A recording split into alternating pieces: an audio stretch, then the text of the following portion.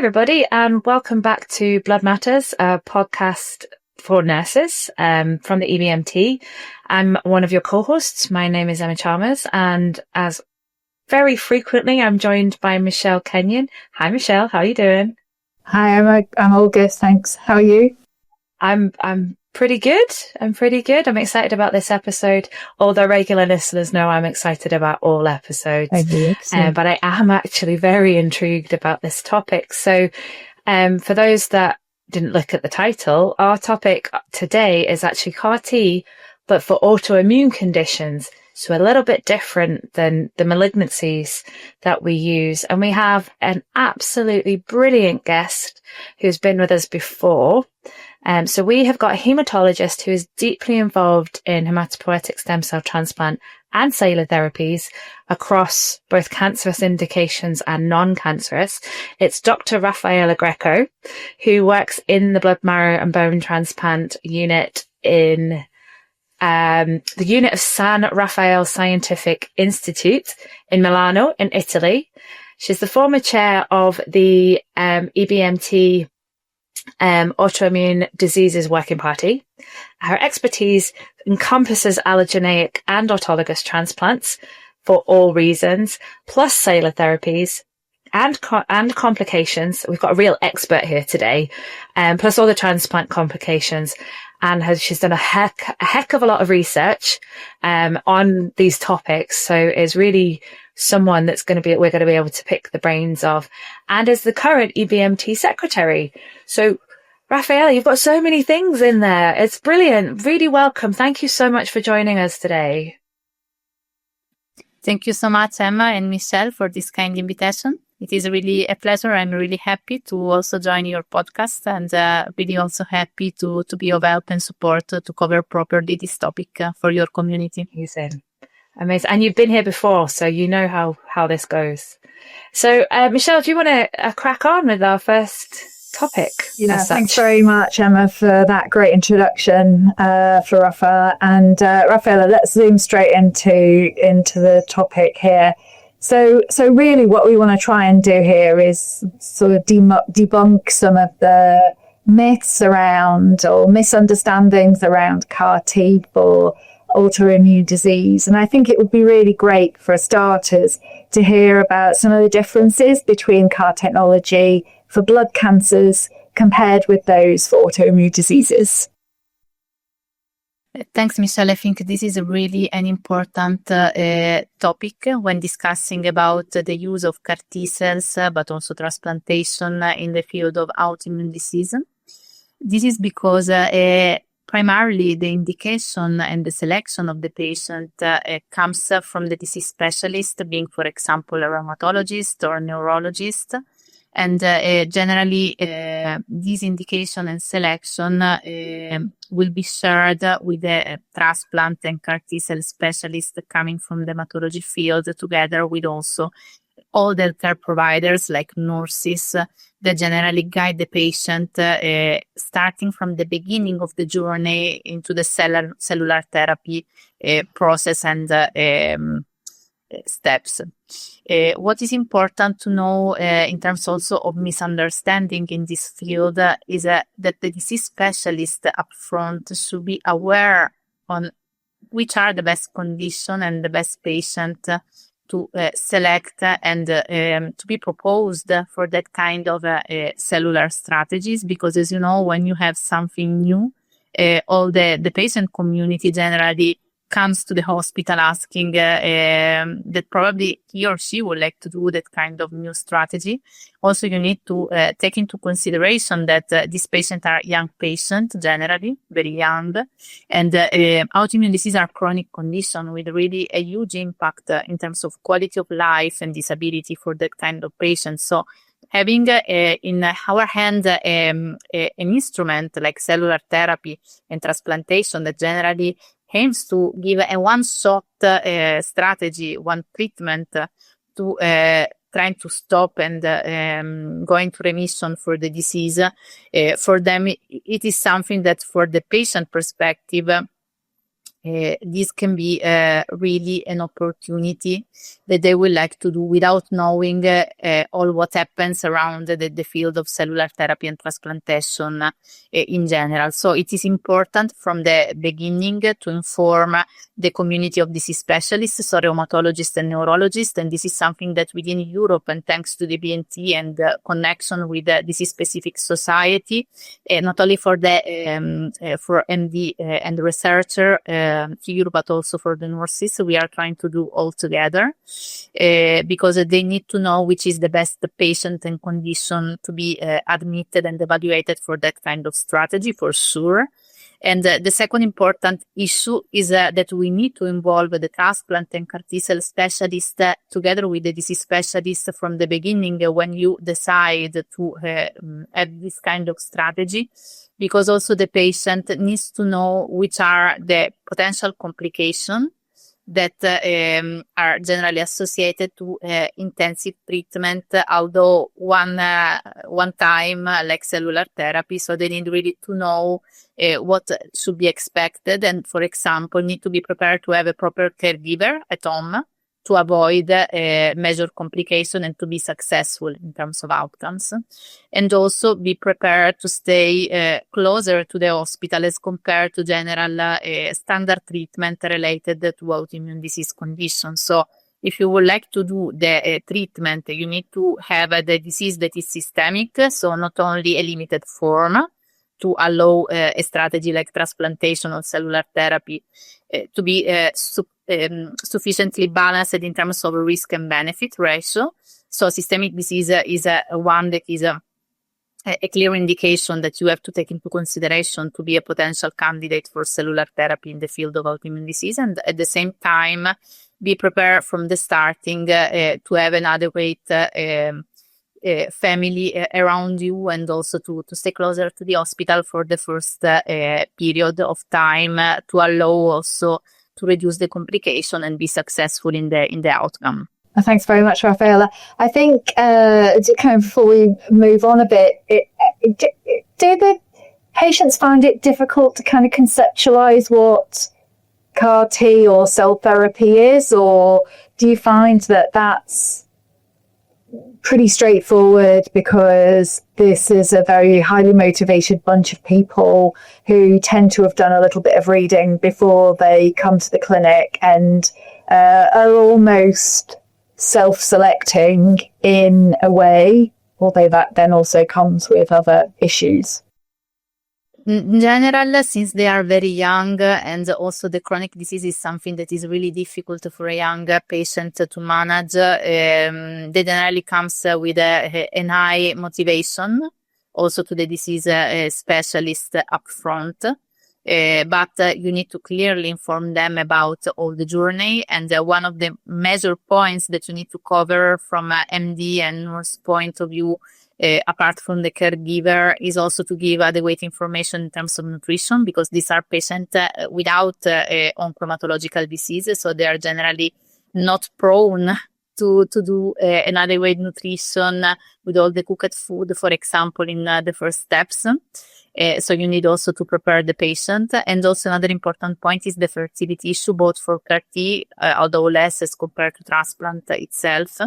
So we generally also give to the patient a strong recommendation to do a consultant access for the fertility issue up front, trying to also be prepared to have some preservation of the fertility aspect before the treatment.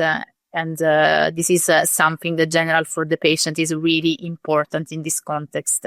Another important point is, as you know, Michelle, we have done together some recommendation also for the patient-reported outcome in this context of autoimmune disease and cellular therapy, both transplant and CAR T cells. For them, it is really important also to cover, when doing that kind of strategies, also endpoints that are not strictly related to the disease or the transplant procedure itself, but also related to the perception of the treatment in terms of quality of life, disability, coming, for example, at work or coming again to a sort of normality life. So I think that in this sense, it is really important for that kind of patient also to give adequate information from MD and nurse staff from the very beginning. Amazing. Yes, absolutely. Emma, anything else to contribute? Well, I mean, I was thinking back to our episode that we did. I think Hilda and I did it on fertility, or maybe you and I did it on fertility preservation in transplant patients. And I suppose there's some similarities there. So there's a little plug for a previous episode, guys. My thoughts are that I would imagine most patients with an autoimmune condition are flying towards their consultants to ask for CAR to help. And I imagine that's quite difficult to have to sometimes let them down to say, actually, this isn't something we can do for your particular condition. So I'm going to ask you a little bit different question, ask you to explore a bit more for us, Raffaella, is the stuff that they don't teach us in school, especially because when some of us were in school, we weren't talking about CAR-T because it didn't exist at the time.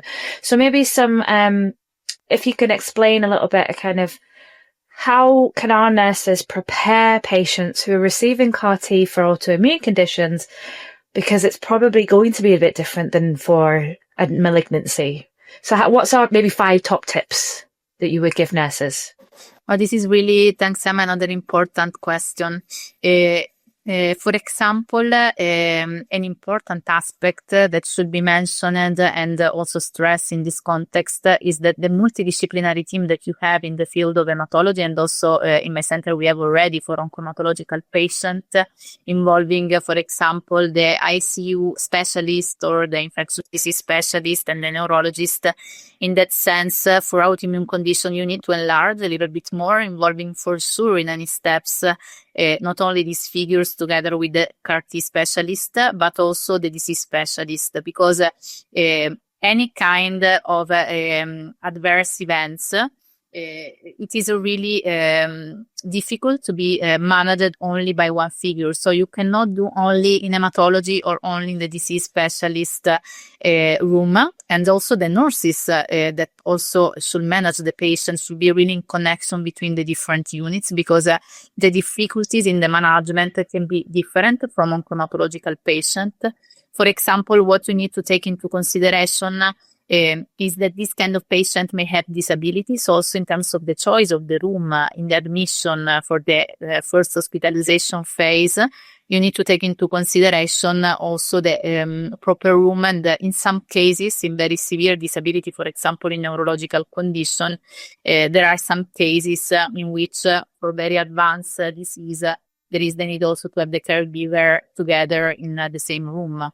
I can also tell you that nowadays, thanks also to the good information across the different European society, also the neurological community is now more prone to send patients not so advanced, but maybe in the earlier phase. Yes. This is also good for us. But it can be, because for CAR-T, for example, we have also progressive phase patient as compared to the transplant. We need to take into consideration also the disability issue and the facility you have to put in the room of the patient. The second issue, and we have also trying to also address that together with the group of the nurses in past year publication together, is the aspect of the nutrition, not only because they should be informed about the kind of food that they can eat in the first phase, but also there are some difficulties related to the disease. For example, systemic sclerosis patient in some cases may have difficulties in eating. So this is something that the nurse should also be aware up front when moving to a transplant or CAR-T cell procedure, not only during the hospitalization, but also in the follow-up, because you need to clearly evaluate also the weight of the patient and to carefully address all the kind of issue during the follow-up phase. So it is not only a patient with a disease that we know involving the bone marrow, but in that case you have also a different organ involvement that should be taken into consideration for sure. Yeah, I know. So my center became a trial center for hematopoietic stem cell transplant for MS, for multiple sclerosis. And we haven't had anyone on that arm of the trial, and we've just opened the CAR-T for our area for MS, and my nurses have been quite concerned that they don't really know multiple sclerosis because they know cancer. And so that, what do we do? And they've heard things about, well, patients with MS can really struggle to regulate temperature. And then, as you say, it's an MDT approach, isn't it? So we're bringing in specialist nurses to come and help discuss with the nurses what their fears are about looking after someone that there's not then sort of normal patient group. Really quickly on this question, what are some of the maybe similarities and differences between a patient receiving a CAR-T or stem cell transplant for an autoimmune disease? So what are the similarities versus differences? I think that some differences can be also mentioned here. For example, in CAR T cell for autoimmune condition, you have a new toxicity that is called LICATS. It's a local immune effector cell toxicity, typically occurs in the organ who originally affected by the disease in the patient. So this is something that is typical of CAR T in this condition. Well, for example, with the fever, this is common between, for example, MS patient undergoing CAR T and transplantation. You need to pay attention as nurse to the Uthoff phenomenon. That is when a patient experiences the worsening of the neurological condition upon a fever occurrence. So fever should be prevented, and the patient should not stay longer with a high temperature in case of MS patients doing both CAR T and transplantation, for example. Can you explain why that is, Raffaella? Sorry, just so can you explain why? Is it because there's been a deterioration in the symptoms, or and then a longer recovery time? Yes, this is related.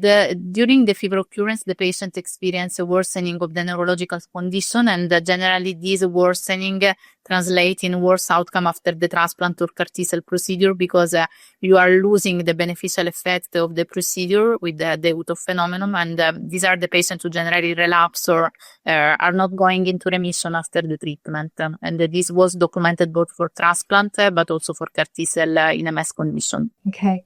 But we commonly see patients come off baseline after certainly stem cell transplant for the earlier period after they've been discharged from the hospital, and then it takes a little bit of time to recover back to baseline and beyond. Do we see that same phenomenon then in CAR T for MS, or not in the same way?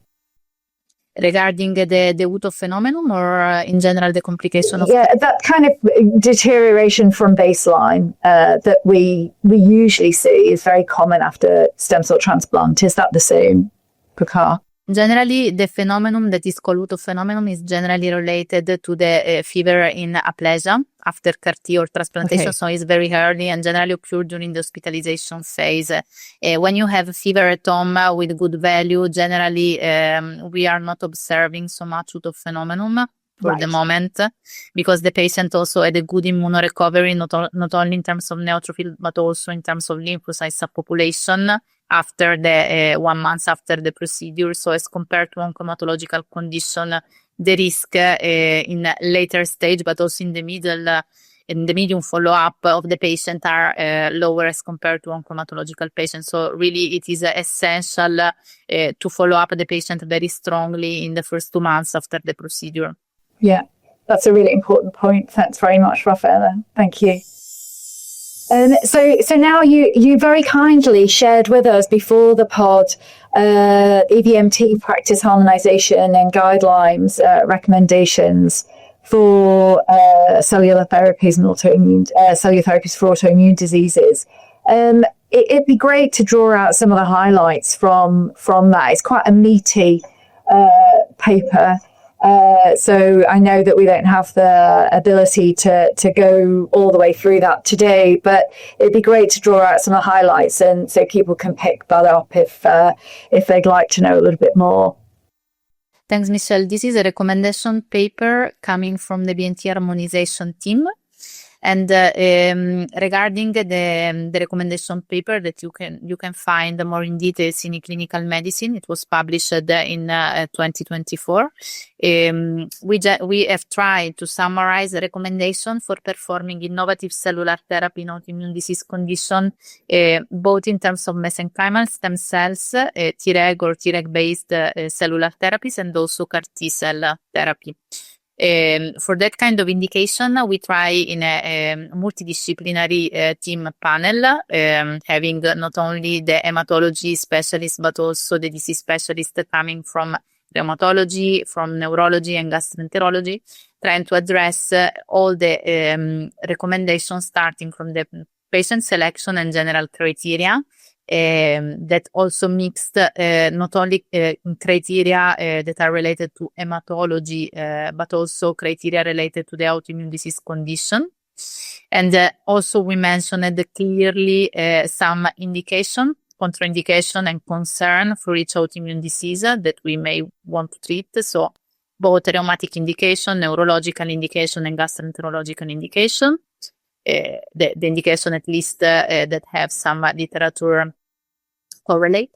And also we're trying to clearly mention also the requirements in terms of washout from the standard treatments that the patient is receiving. These are really helpful also to perform lymphoapheresis or leukapheresis in terms of transplant or CAR T, so it depends on the treatment you are making as choice, but also before the infusion of the cellular therapy itself.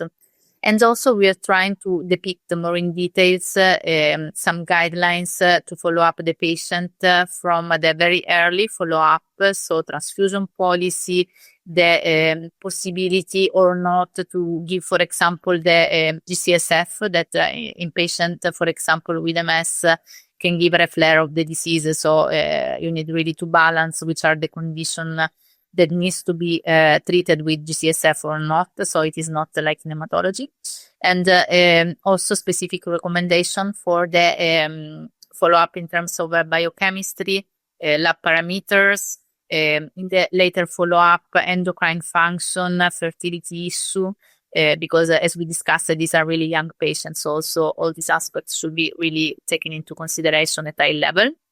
And also all the classical side effects that potentially may occur, like, for example, the management and prophylaxis of infection, vaccine strategy. Also in this setting, for example, you can perform vaccination, but only with an activate vaccine, because the live vaccine are contraindicated because it can give a flare of the disease. And another important point is related to the CAR T-cell toxicity, like the CRS, ICANS, ICAT, so the hematotoxicity that we have trying to cover, starting from the current EBMT HA guidelines and trying to enlarge and give more details, also expanding to the autoimmune disease condition. Thanks very much, Raffaella. I think that what you described there effectively feels like a very credible consensus, evidence-derived blueprint for the recommendations for the autoimmune diseases, which can only help to enhance awareness and also standardize and improve practice. So an absolutely, great resource, and as you said, a great collection of experts to work on that. Are there any additional resources you think for sort of nurse or patient education that you've come across in your practice that would be helpful to share? I think that we can mention during this podcast, and probably with a dedicated link, also the publication that we have done for the nutrition, Michelle, together with the nurse working party, and also the one on patient-reported outcome that in this context is really something of interest, as we discussed it previously, together with these guidelines that are mainly related to CAR T. Another important point that I would like to mention is that these guidelines, since this is really an evolving field and a lot of literature also happened in the meantime, that we are going to update this recommendation across EBMT and IST in a panel in October 2025. And so we can expect a new update of this publication for CAR-T only. So we are not updating the other indication, for example, mesenchymal or Tregs, because we have not a lot of changes as compared to the publication. But for CAR-T cells, we will have a new recommendation paper coming from the harmonization across EBMT and IST with all the disease specialists involved, so ECTRIM, cellular people, and all the relevant indication that we may have. So probably for the next future, we may have a second podcast. Amazing. I mean, that in of itself tells you everything you need to know about how fast the pace is of this field in terms of its change and its dynamism, which is, absolutely fantastic. It makes it incredibly interesting for clinicians, but also creates a much brighter future for patients and their families. Emma, over to you. Yeah, I mean, just before we go on to the last little bit, I was just thinking how comforting the idea of having a set of almost like guidelines on how to manage patients in something you don't quite know about. So for everything that Raffaella has mentioned, we're going to link that with the pod episode, so you can go and find that information with the podcast wherever you found that podcast. So I'm going to move on to kind of what's it like as a patient. Not that we know you're not a patient, Raffaella, but what you know that your patients have experienced. So what do patients sort of think? I really wish my nurse knew that or did this. So do you have like a little sort of tiny case study or example you can give us where we kind of draw together what we've already chatted about today? And then maybe if there's a little bit of extra learning in there. And Michelle, I'm sure you've probably got patients on your caseload as well. So, feel free to jump in. I haven't had any yet, so I haven't got anything to say. So I can add to that, for example, in my institution, we generally do the nurse talk with the patient, as I was mentioning very early. So the patient that also is going to perform a transplant for autoimmune condition or a CAR-T for an autoimmune condition, generally trying to check up front with the dedicated nurses coming also from hematology. So not only the nurse coming from the disease specialist ward, all the items that probably should be highlighted, like the one that I was mentioning before. So the fertility issue, and sometimes it is the nurse that generally highlight to the physician, you need to also go for the referral to the fertility consultant because, for example, this patient was not previously evaluated, or for example, the check for the room that should be made up front because otherwise you will go in the wrong room for the patient. So this should be also something that you need to flag and to check up front. So you need to do a sort of a checklist with all these items. The nutrition side, you generally need to do to the patient a sort of book with all the information because these patients are not really involved in the nutrition like all the hematology patients. So generally this patient needs also to have a sort of book with all the indication. Also, for example, to have the mask for example, in hospital or when they are outside with many people and so on, because generally these are also young people that generally go to the university or go outside. So you need really also to pay attention as nurse to that kind of issue.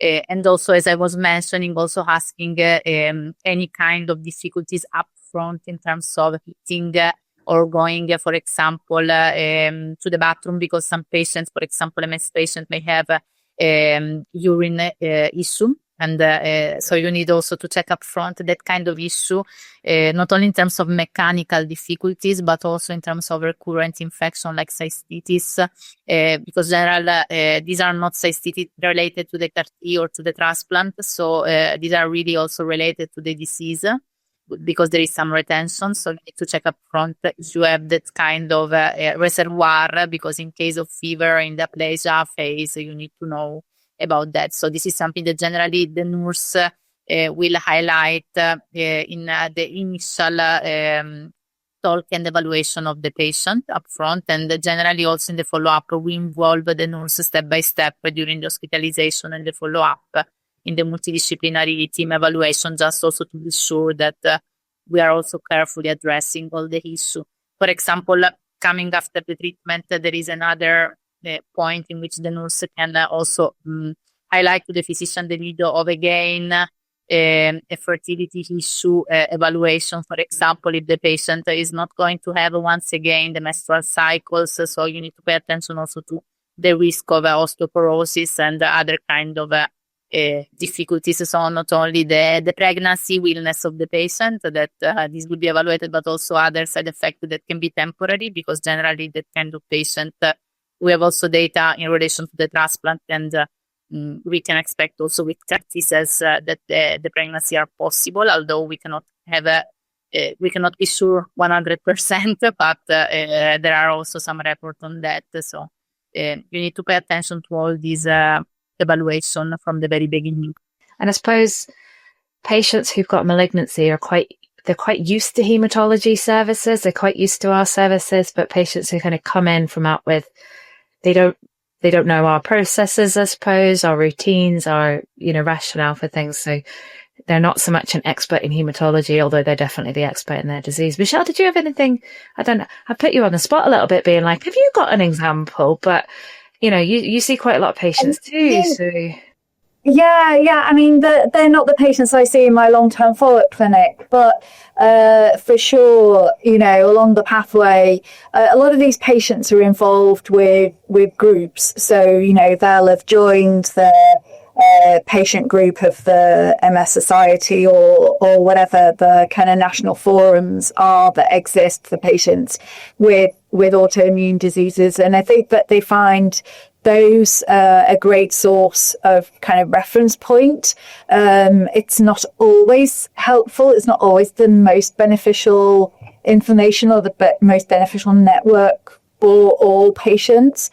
But certain types of patients will migrate towards kind of Facebook groups or groups that emerge out of kind of third sector partners. And so those can be really helpful sources of support and information for a lot of patients that are embarking on CAR therapy or even stem cell transplantation.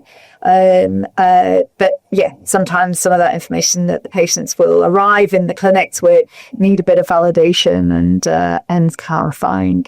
But yeah. That's useful to hear as well. Thank you very much.